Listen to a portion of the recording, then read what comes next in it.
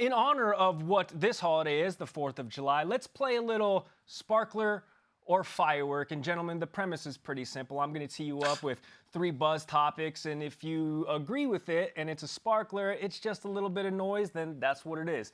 If you yes or no, and it's a firework, it's a lot of heat, big bang, then it's a firework. So the first question I tee up for you, Yates, is even though we're not going to see Jacob deGrom tonight, in this current iteration of Jacob deGrom, the sub-1 ERA guy, the 30-some-odd consecutive scoreless innings pitched guy, striking out everybody, in that iteration, is Jacob deGrom the greatest pitcher we've ever seen as it presently sits? Sparkler or firework?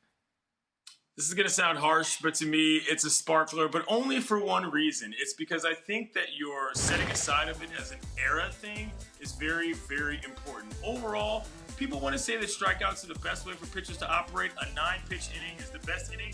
In fact, to me, a 3-pitch inning is the best inning because we're in a completely different era of the game in which the way guys throw, the way they come at guys from their plate approach standpoint, they're just trying to strike everybody out. The idea of getting ground balls and not necessarily being max effort on everything, making sure you can get through 9, it's just a different style of play. So to say that he's the best in the history of the game, to me, is as much subjective as it is a statistical thing. So yes, obviously at this time, what he does is better than what everybody else does. But throughout the years of pitchers, there's just been too many different styles of pitching and approaches for me to say that he's the best ever in 2021.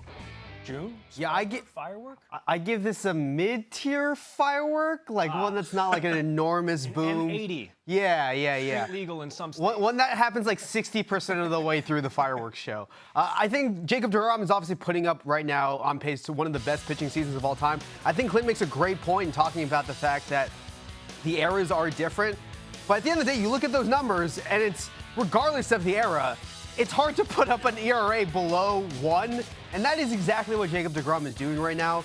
He's putting up an ERA plus that basically dwarfs any other, in comparison, any other pitcher for across generations. And ERA plus is a stat that kind of compares pitchers' ERA relative to the rest of their peers, and so it's not just that Jacob deGrom is putting together this unbelievable season, not only as a pitcher but also at the plate as well. But we have to kind of see where we go before we kind of make as big a declaration, I think, of comparing this to, the Bob Gibson in the 60s, Pedro Martinez in 1999 and 2000. I think we're 60% of the way there, but, injuries can happen. There's still a lot of time left in the season. I'm giving it a firework because everybody compares this season to Bob Gibson's historic 1968 season. He won the MVP and the Cy Young.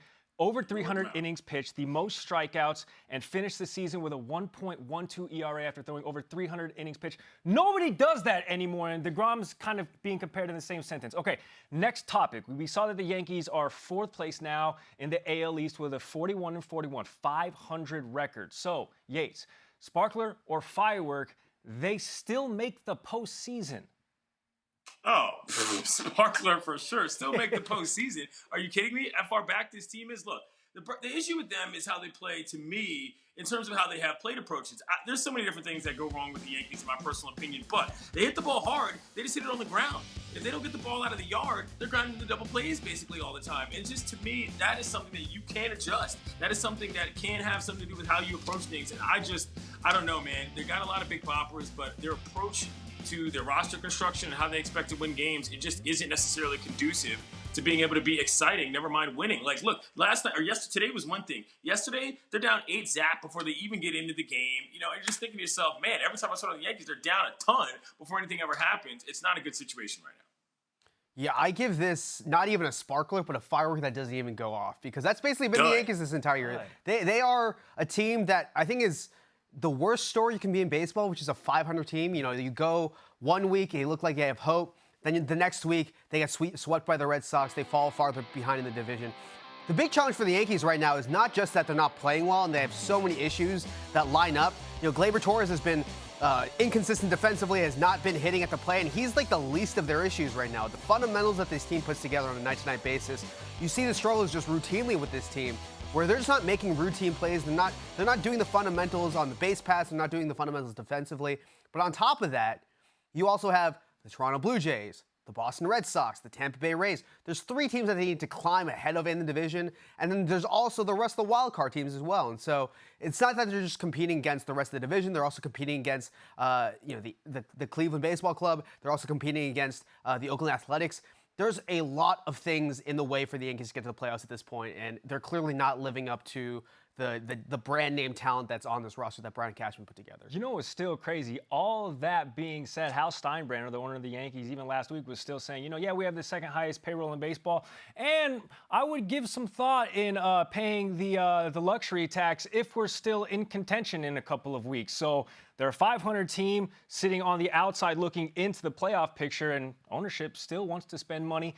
Potentially. He was also asked whether or not Aaron Boone was still the manager, and he's the manager to lead this team into the future, maybe even the end of this season. So Sparkler or Firework Yates, that Aaron Boone, the first skip to get the axe this season.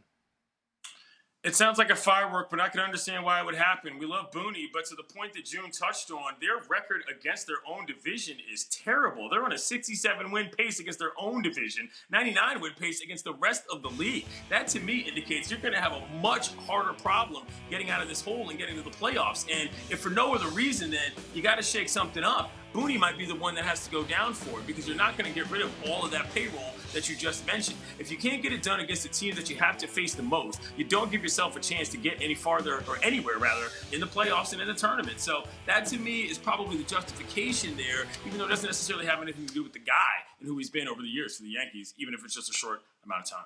Yeah, I give this a tepid Firework. I mean, Brian Cashman is not going to get let go after the season. He's won 4 World Series with this team. Even just a couple of years ago, people were talking about the Yankees as a model for rebuilding the roster without kind of blowing things up and tanking. And so Cashman has a massive leeway. He obviously has a legacy in New York City. And so Aaron Boone is kind of the next in line. And although Cashman has given his vote of confidence, someone's going to have to pay the price for the way that the Yankees have performed this year, because they're obviously not living up to expectations. And just all the small mistakes that this team is making on a night-to-night basis.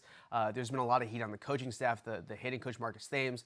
Something is going to have to happen here, because there needs to be a change of something, a change of message, and the New York media that we all know is very, very is going to go after this team, especially if they don't make the playoffs. And given the fact they are the second highest payroll in baseball, someone's going to have to pay the price here. All right, something to nibble on very quickly. This Aaron Boone's 4th season as skipper of the Yankees, and they've never not reached the postseason under his watch. Thanks for watching ESPN on YouTube. For live streaming sports and premium content, subscribe to ESPN+.